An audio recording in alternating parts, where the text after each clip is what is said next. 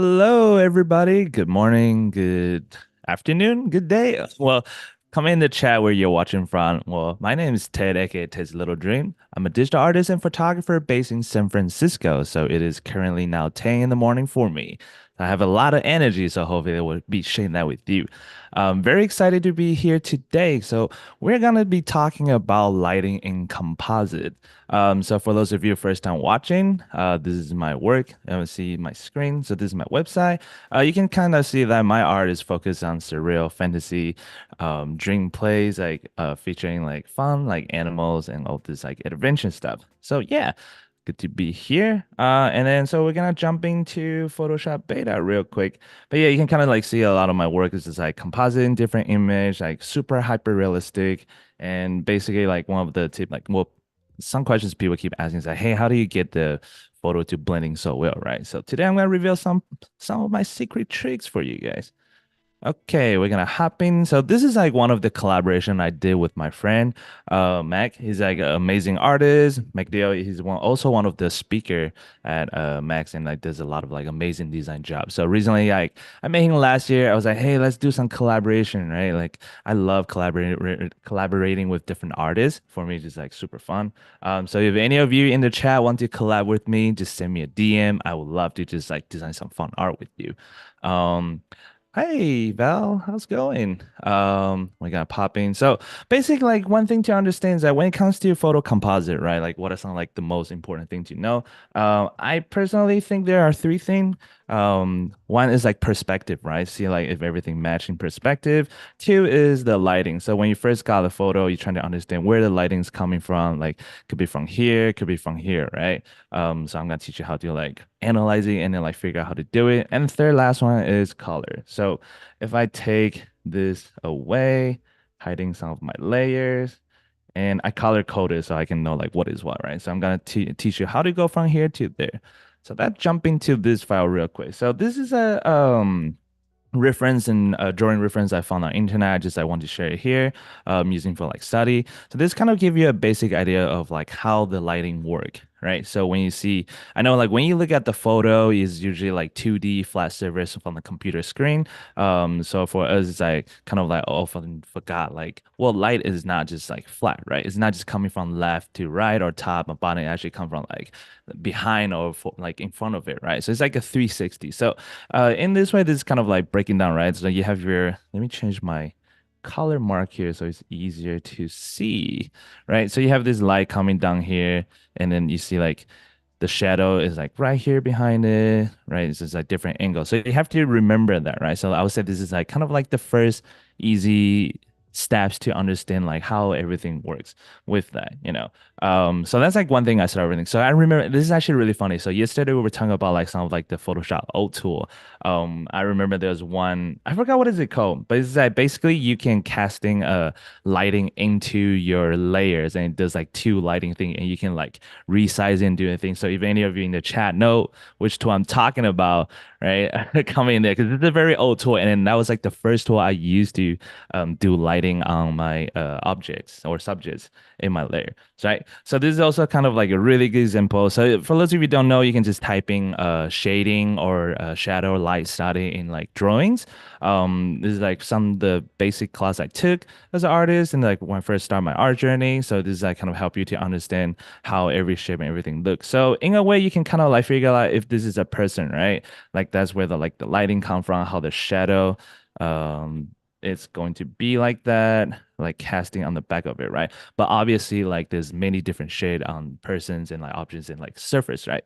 Cost different. But this helps you to understand like a basic, strong understanding, like okay, like how every light works in directions and angles. And from there, you can apply to this really cool one right here. So I found this from like one of the artists was teaching how to do the light and shading. So I borrowed it just for study. But you can tell like, whoops, how she kind of like draw with the lighting to break it down. You can kind of see like the light is coming down from here. So you have highlights and then you have shadows, right? So all these highlights right here. I don't know, I draw in that directions, right? And then the shadow is casting. So there's like this line right here, right? This line right here. Oops, I wanna keep that, right? And this highlights, the shadow highlight. So this kind of like help you understand better like how everything works with like light casting and everything. She did an amazing job breaking down into like the three-dimensional surface. So we're not gonna go too deep into that.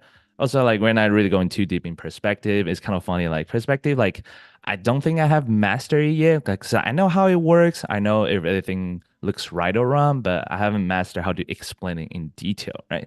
So there you go. That's when you find my weakness for it. Spotlights. Yes, spotlights. That was the tool. I remember that. So I don't know if you guys remember that tool. I had a lot of fun with it, but it was crazy.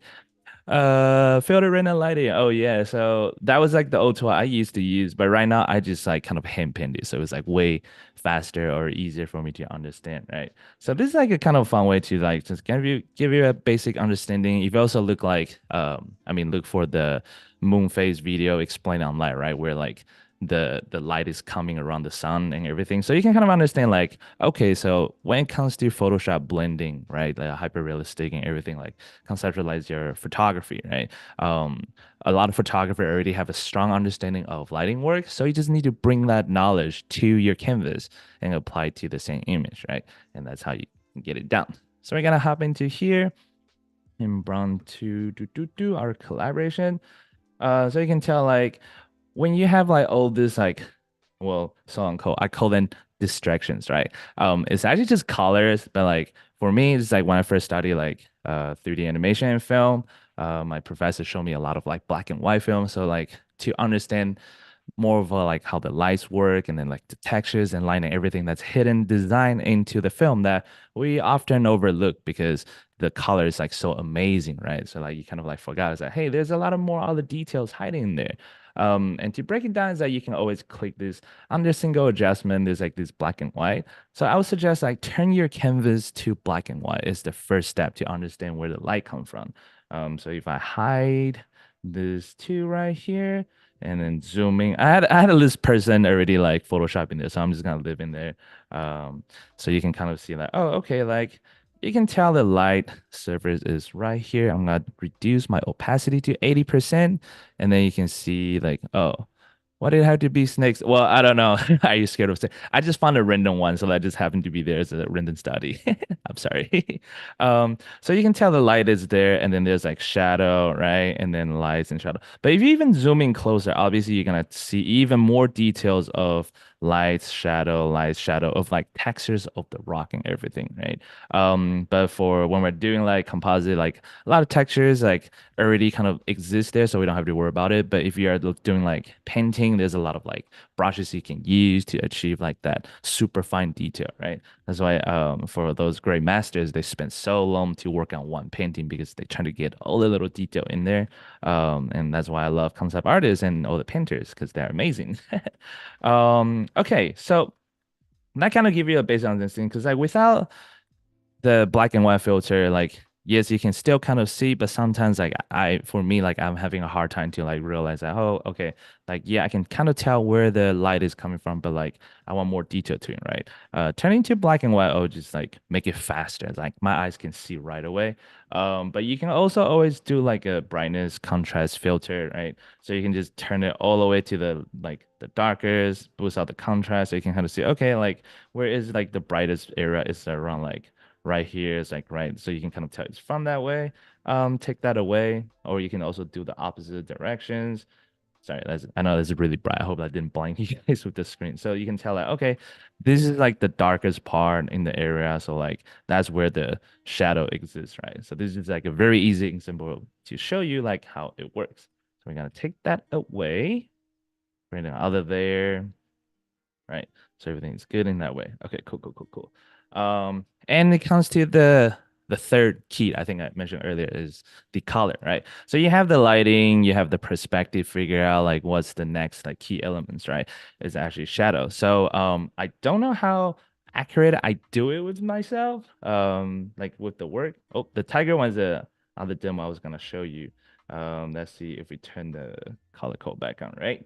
Okay, so most of the time, I think I'm missing one layer. Oh yeah, the dust. I have a dust layer just to like make it look like when the giants walk in and there's like dust coming from the ground. But anyway, most of the time when it comes to like the shadow and everything, you also need to understand the particle, I guess. So for this specific image, right, the giants is like far away in the distance, so there is going to be like haze light and light reflecting, and then like you can't really see all the details, is shadow casting on there. So like when you come to composite image, you also have to kind of like use your imagination, like pretending you're actually there.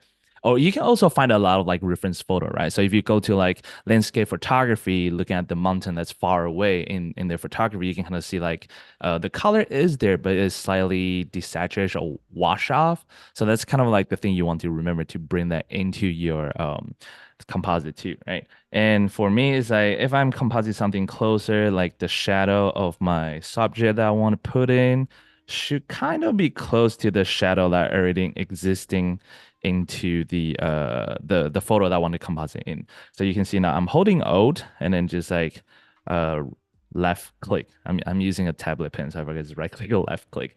You can sample the shadows on like the pictures already, and then you can kind of sample the shadow that I have on my close subject, right? So they don't have to be exactly the same matching, but they should be like as similar as possible, right? So this two is like if you zoom in, that they're not the same color, but they're kind of in the same color category palette.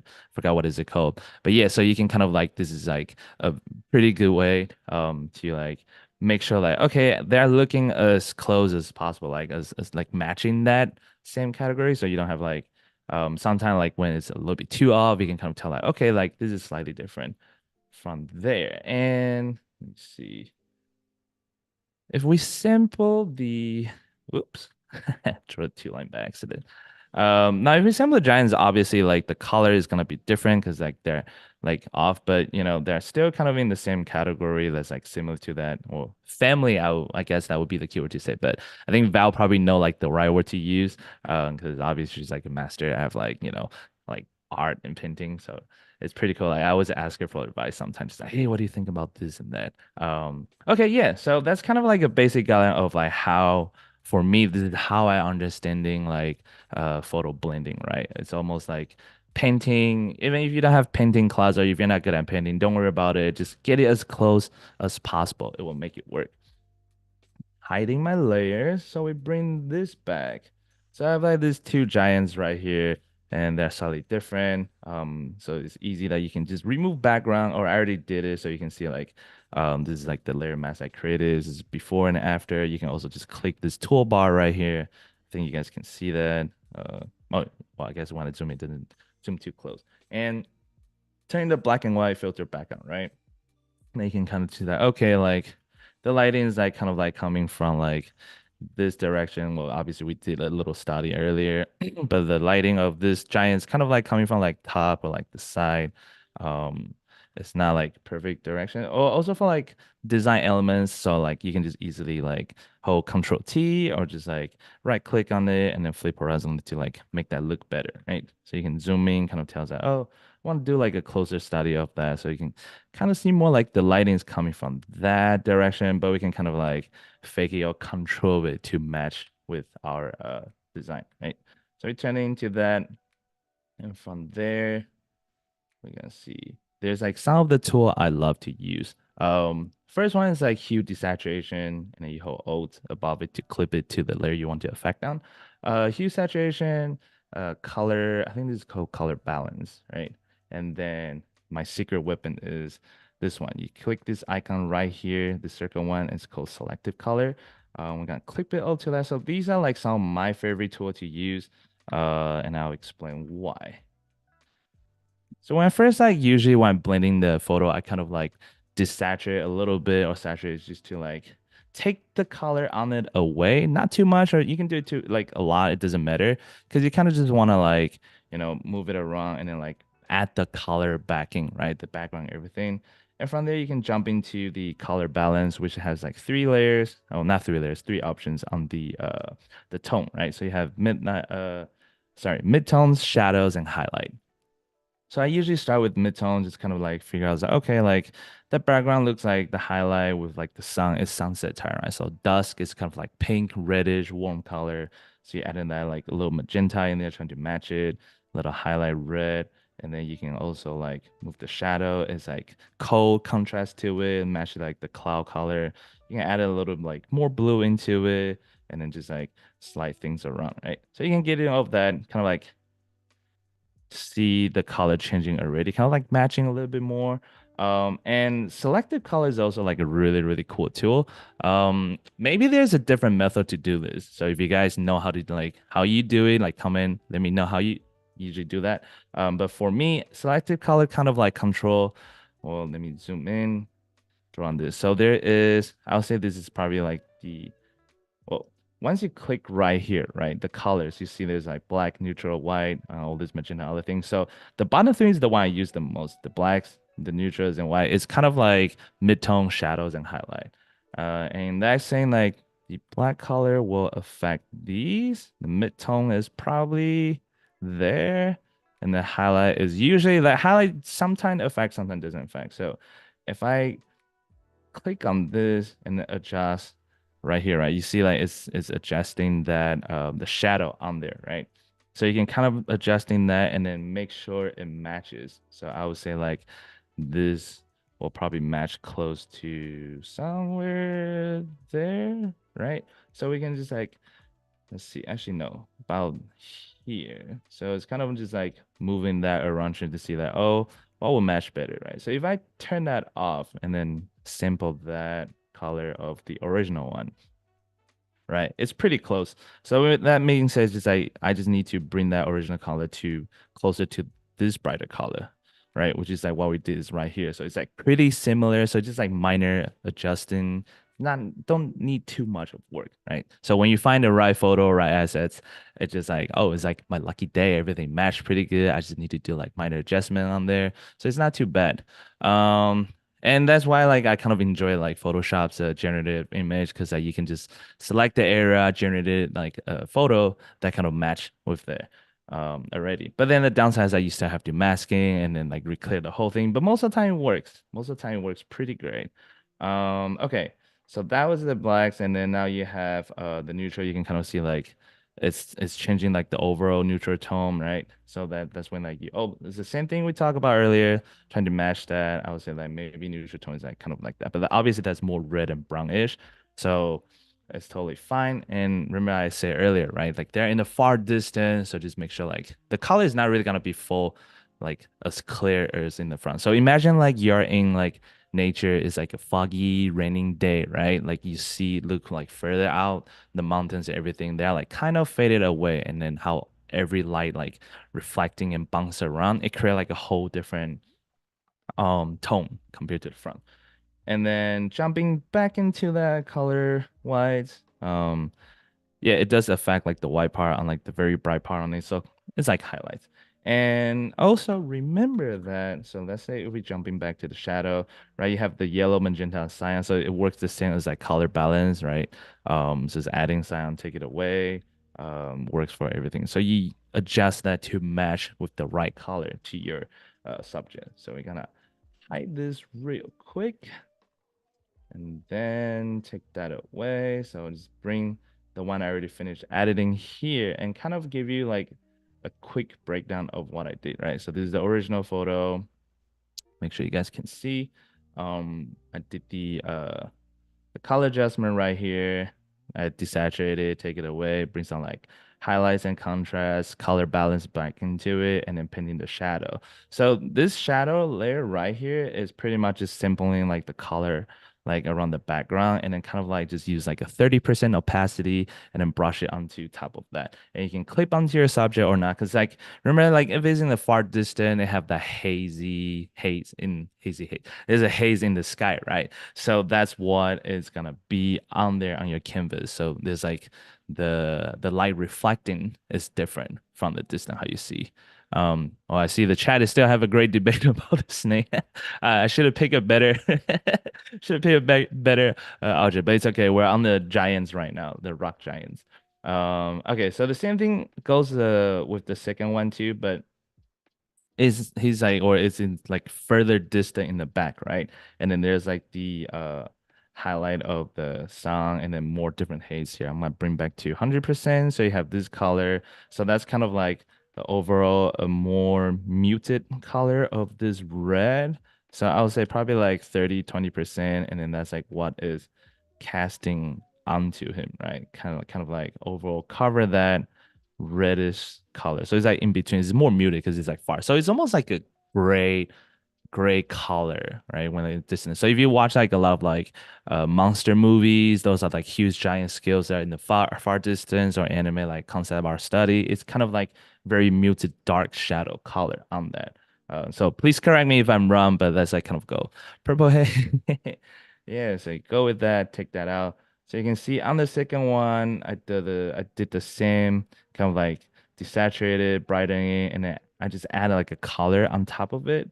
So you can see this is the color, and then like I created a mask and then took that over because like pin it over. So because the same color on there, whoops, sorry, move it too far from the canvas. The same color right here is showing, but on the top you kind of want to reveal it a little bit more. So I brushed it and took that off. So it's like let me see. If I created uh well that's pretend this is our subject. And then kind of like you have this haze right here. So it's kind of like going like this, and then the top, it's like painting like that, right? And then you want to like use erase or masking to take that away, kind of like giving that 3D looking, right? So this is before and after. So then when I move it around, it has like that dimension. Is that what is it called? Like the tone shadings are more 3D. Was it a depth of the field? That's what I was thinking. Yeah. So that kind of worked the same way as how I did this. I pin in cover O with the same color, and then take that out. Right. So you can see right there. And then do a little color adjustment from there. It's painting more detail because I have like where is it? The dusk. Right there, dust. Right. So I pin in the dust in there. Just kind of hide them more. So I'm gonna hide them. We'll come back to this later because I want to show you a demo like how I put the tiger like onto there. That's it, put in there, right? And then create a mask. I'll put a tiger there and blending together. Just in a bit.